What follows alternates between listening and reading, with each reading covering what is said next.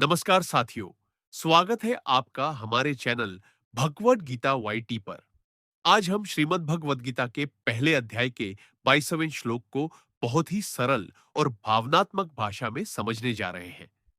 यह श्लोक एक साधारण बात नहीं कहता, बल्कि यह अर्जुन के मन की एक बहुत गहरी और सोच में डाल देने वाली स्थिति को दर्शाता है।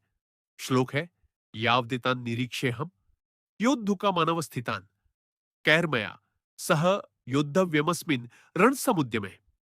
इसका मतलब बहुत सरल भाषा में यह है कि जब तक मैं इन लोगों को ठीक से देख न लूं, जो युद्ध की इच्छा से यहां खड़े हैं, और ये न जान लूं कि मुझे इस युद्ध में किन किन लोगों से लड़ना है, तब तक हे कृष्ण, आप मेरा रथ इन दोनों सेनाओं के बीच में रोके रखिए।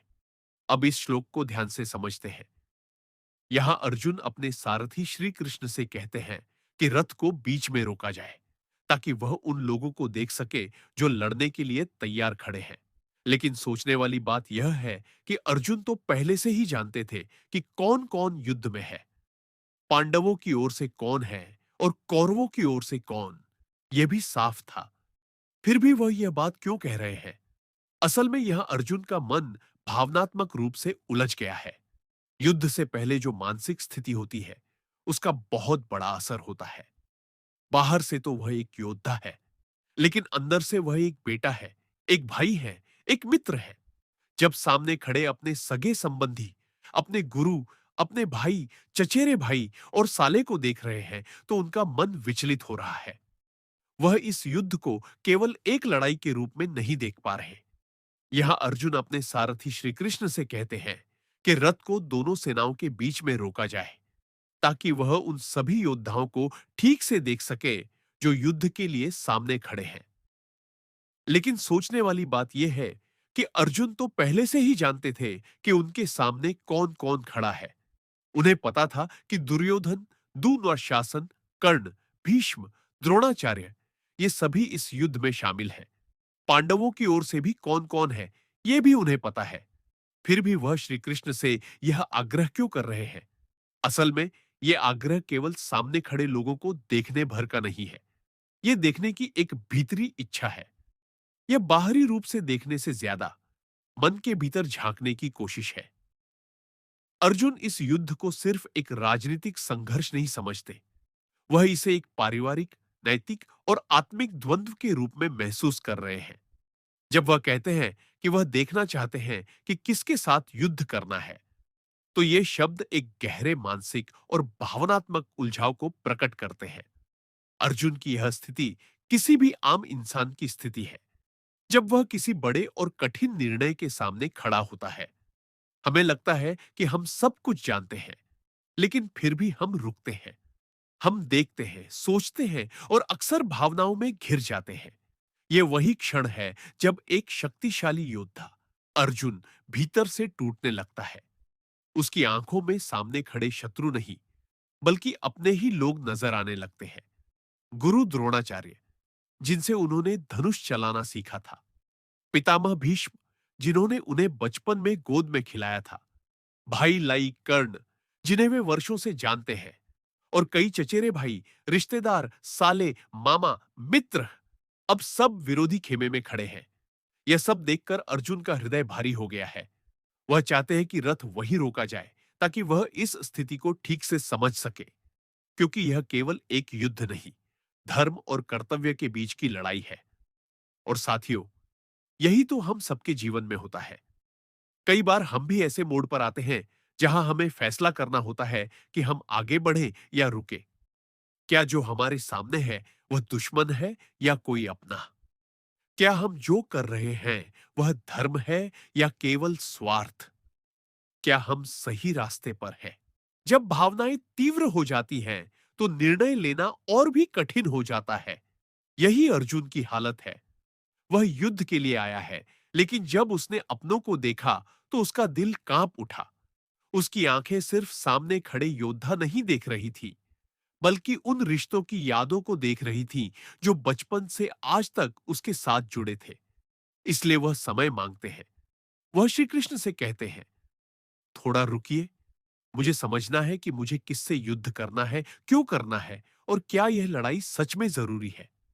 यह वाक्य केवल शब्द नहीं है, यह आत्मा की पुकार है। यहाँ एक और गहरी बात छिपी है। अर्जुन कोई साधारण योद्धा नहीं है। वह एक ऐसे योद्धा है जिन्हें श्री कृष्ण जैसा सारथी मिला है। अब सोचिए, जब अर्जुन जैसा ज्ञानी और वीर व्यक्ति भी निर्णय से पहले ठहरता है, सोचता है, तो हम जैसे सामान्य लोगों को तो और भी अधिक सोच समझकर कदम उठाना चाहिए। अर्जुन ये नहीं कह रहे कि वह लड़ना नहीं चाहते। वह सिर्फ यह जानना चाहते हैं कि वह क्यों लड़ रहे हैं। और जीवन का यही तो सबसे बड़ा सवाल है। क्यों? जब हम कोई भी कार्य कर रहे होते हैं, पढ़ाई, नौकरी, व्यापार, रिश्ते, तो सबसे पहले हमें यह जानना चाहिए कि हम ऐसा क्यों कर रहे हैं। अगर क्यों का जवाब साफ है, तो कैसे अपने आप आसान हो जाता है। यह श्लोक हमें यह भी सिखाता है कि कभी-कभी रुकना कमजोरी नहीं होती, बल्कि वह हमारी सबसे बड़ी ताकत बन सकता है। अर्जुन रथ रुकवाते हैं क्योंकि वह जल्दबाजी में कोई कदम नहीं उठाना चाहते। वह स्थिति को पूरे होश और भावना से समझना चाहते हैं। और इस पूरी प्रक्रिया में श्री कृष्ण कुछ नहीं कहते, वह चुपचाप सुनते हैं। यही एक सच्चे मित्र और मार्गदर्शक की पहचान होती है। वह आपको बोलने देते हैं, खुद को खाली करने देते हैं, और तब वह आपको सही रास्ता दिखाते हैं। यह अर्जुन और कृष्ण का संवाद नहीं, बल्कि प्रत्येक इंसान और उसके भीतर की आत्मा का संवाद है। अर्जुन हम हैं, जो उलझनों में फंसे हैं। श्री कृष्ण वो शक्ति है जो हमें दिशा देती है, लेकिन तभी जब हम सुनने के लिए तैयार हों। यह पूरी स्थिति हमें जीवन का एक और बड़ा सत्य बताती है। हर निर्णय में सिर्फ तर्क नहीं, भावना भी होती है। और जब तर्क और भावना के बीच संतुलन बन जाए, तभी सही निर्णय होता है। इसलिए जब हम अर्जुन को यह कहते हुए सुनते हैं कि मुझे देखना है, किससे मुझे युद्ध करना है, तो हमें भी ठहर कर सोचना चाहिए कि हम अपने जीवन की लड़ाइयां किसके साथ और क्यों लड़ रहे हैं। क्या वह लड़ाई सच में जरूरी है? क्या हम उसे सही कारणों से लड़ रहे हैं? क्या हमारे भीतर शांति है या सिर्फ अहंकार? यही सवाल श्रीमद् भगवद गीता के माध्यम से हमसे पूछा जाता है। तो साथियों, इस 22वें श्लोक में केवल शब्द नहीं, बल्कि आत्म मंथन की पूरी प्रक्रिया छिपी है। अर्जुन की स्थिति हमें सिखाती है कि हर इंसान को जीवन में एक समय पर ठहरकर खुद से सवाल करना चाहिए। मुझे किससे लड़ना है, क्यों लड़ना है, और क्या मैं इस लड़ाई के लिए तैयार हूं? और जब कोई श्री कृष्ण हमारे जीवन में हो, जो हमारे रथ को संभाले, जो हमारे सवालों को सुने, तो जीवन की दिशा भी मिल जाती है और युद्ध की शक्ति भी। तो साथियों, अगर आपको यह वीडियो ज्ञानवर्धक और प्रेरणादायक लगा हो, तो इसे जरूर लाइक कीजिए।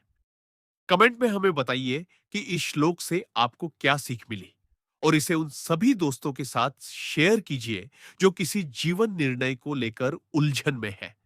और अगर आपने अब तक हमारे चैनल भागवत गीता वाईटी को सब्सक्राइब नहीं किया है, तो अभी कर लीजिए और बेल आइकन जरूर दबाइए, ताकि गीता के हर श्लोक की गहराई आप तक पहुंचे। फिर मिलेंगे अगले श्लोक के साथ। तब तक के लिए जय श्री कृष्ण।